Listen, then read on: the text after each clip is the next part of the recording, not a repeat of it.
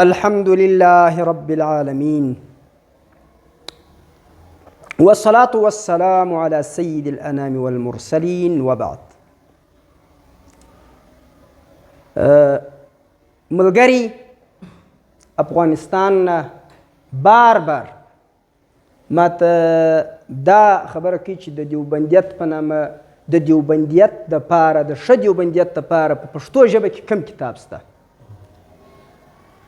نو زه خو یو هغه کتاب چې په پښتو ژبه کې په ژوندیو خلکو کې چې لیکل شوي دي کم کتابونه در دې بهترین در دې ښه کتاب چې ما نه یې لیدلی او ډېر نادر او ښایسته تحقیقات چې په دغه مسایلو کې کړي د دیوبندیت پر منهجه کړي په پښتو کې یو هغه کتاب درښیم. هغه کتاب دا کتاب دی الفتاوا الزابلیه. دا دوو علماو سره لیکلې ده خو دا زه نه پیژنم. زه د دې کتابه تاسو ته دا وایم، نور نه زه دا خلک پیژنم نه ما لیدلي دي. په دې کې باره بیا دا نور دیوبندیان یو درس باید واوري. دا د یوه نوم دی مفتی عبدالرحمن مسرور، د بل نوم دی مفتی شاه محمد محمود. دا دوه پښتانه دیوبندي علماو چې کوم دا کار کړی دی دا په سونه د لیکلو دی، دا پر زړونو د لیکلو دی دا کار. او دا کتاب باید کم خلک چې د پښتو سره رابطه لري په پښتو پوهیږي دا کتاب حتما باید پیدا کړي رانیسي. او ما اورېدلی دي د مکتبو والا نه چې دا کتاب اوس 3 جلده دی. نو انشاءالله زه یو پر دا کتاب، بل چې په عربي ژبه کې هغه کتابونه چې دیوبندیت ته خدمت کړي، بل چې په اردو ژبه کې هغه کتابونه، دا 3 سره وایم. نو په ژوندیو خلکو کې چې کتابونه یې لیکلي دي او دا خلک دي ژوندي دونه زه په خبر یم. دا خلک دي ژوندي تر دې بهترینه فتاوا در دې دیوبندیت ته ښه خدمت در دې زما په فکر کې نه راځي چې چا دې کړي په ژوندیو خلکو کې. زما قیدونه ګرد مراعاتوي تی. او خاص کر بیا د دې په د اول جلد کې چې تقریبا داسې 3.5 دردونه صفحو پورې زیات د پالتو کیسې، د پالتو خوبونه، د پالتو ټول یې کې رد کړي دي. الله رب العالمین دې د مؤلفینو ته جزای خیر د دین نه، د دیوبندیت نه، د فقه حنفي نه، د دفاع د دین نه، د دفاع د حدیث نه ورکړي. او ډېره نادره دا ده زه حیران پاته یم چې دې خلکو د حدیث څونه په ښایسته انداز حل کړي دي. دې ته زه ډېر حیران شوم. د دې کتاب د بعضو تحقیقاتو په کتلو سره ما هم ډېر زړه خوشحاله سو. یو وار ټول د مؤلفینو ته سمه دمه دعا وکړي، یا الله دا سرلوړي کې، یا الله د دوی دا کتاب قبول و مقبول. یا الله موږ دا خلک نه پیژنو، موږ ته نه ده معلومه چې څوک دی، د کوم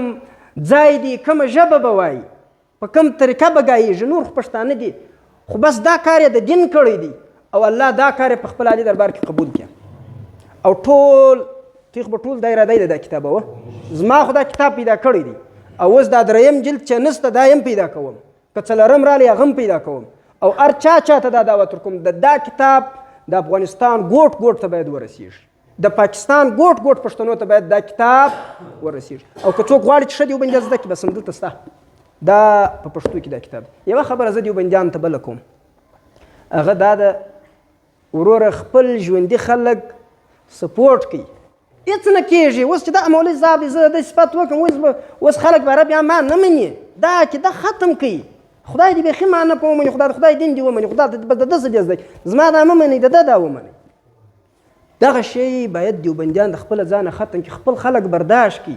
دا د مړه قوم چمونه دي چې بس خامخا به سړی تی تمري بیا نو تی سپورټوي، خامخا به دی تی د ځان قربانوي بیا تی صحیح دی. زموږ په شهداو کې شیخ رحیم الله حقانی صاحب رحمه الله دا زموږ د سر تاج دی. زموږ په شهداو کې، زموږ په هغه خلکو کې چې تللي دي، تېر سوي دي، خدمتونه یې کړي دي، د دې هر څونه دعا یې ورته وکړي، هر څونه یې یاد کړي، قرنونه یاد کړي. خو ژوندي خلک مه پرېږدئ. دا د مړه قوم علامه ده چې خالي مړي ستایي. د ژوندي قوم علامه دا ده چې ژوند هغه کیسه د زموږ دوی وایي ده کله سیپلا یو سړی ول کندهار ته تللی و، باره په کندهار کې خو تا خوا سره راغلي، باره خلکو ورته ویل څنګه خلک ول بس په مړو کې بیا کاره سړی ولاکو، په ژوندو کې ښه سړی ولاکو. دا کیسه باید نه وي. زموږ په ژوندو کې موږ ډېر زبردست خلک لرو، د دې خلکو سره معاونت وکړئ، دا د نور خلکو کیسه پرېږدي چې خامخا به زه یم زه هېڅوک لا نه یم دا عالم دی دا سړی دی دی دا کار کړی دی نو ما خو لیکل نه دي کړي نو زه اوس تا ته د ځان د چی صفت وکړم نو خو ما هېڅ کار نه دی کړی دا کار کړی دی نو خو بس دغه افضل دی درما هېڅ خبره ولاکه کسته دا حق ته باید د غاړې کښېږدو نو خو ما یو کار نه دی کړی دی دا د کتاب یې لیکلی دی په 3 جلده کې او کتاب یې ښه کتاب لیکلی دی نو اوس زه به الله یا زه یم زه به الله پر دا افضله یم دا کومه عقیده ده وروره دویم دا دیوبندیان دا خوار دیوبندیان دا کمزوري دیوبندیان دا راپورته کوي دغه عقیده ختم کړي چې که دی ولاړی برابر دغه خلک که مخ ته سو ته خپله عزتمن یې بس خلک خپله ستا ته مې عالم یې دی مې عالم دی نو خو ده کار کړی دی نو هغه خلک چې دیوبندیت ته کار کوي په ژوندو خلکو کې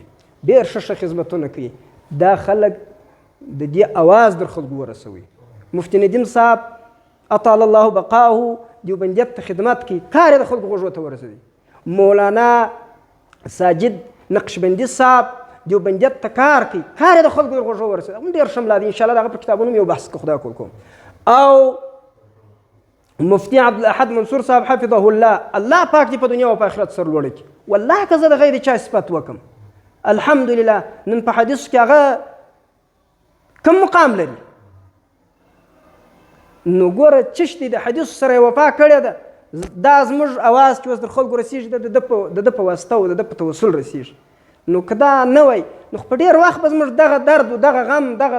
تکلیف چې موږ د رسول الله مبارک د احادیثو دفاع کوو دا به چا نه وای اورېدلی نو چې کوم چاته الله پاک جل جلاله کوم صفات ورکړي دا باندې ومنئ دا حسد هم دی دا تکبر هم دی دا باید موږ ته یعنی نور که نه زموږ د حلقې ملګري خو دا باید خامخا ومني چې کوم څوک خدمت کوي د هغو خدمت وګڼي او ویستایي په پوه شوست په دې خبره بس په اخر کې بیا مؤلف ته دعا کوو مؤلفین دي مؤلف نه دی یو مفتی عبدالرحمن مسرور صاحب چې هر چیرې الله دې سر بلنده که چې هر چیرې الله پاک دې در موږ هم لوړ که او مفتی شاه محمد محمود صاحب څوک یې پېژني دا زموږ په حلقه کې بس الله رب العالمین دې د دوی دا خدمت په خپل عالي دربار کې قبول او مقبول وګرځي او دا د دیوبندیت یو ستر خدمت یې کړی دی سبحان ربک رب العزة عما یصفون وسلام علی المرسلین والحمد لله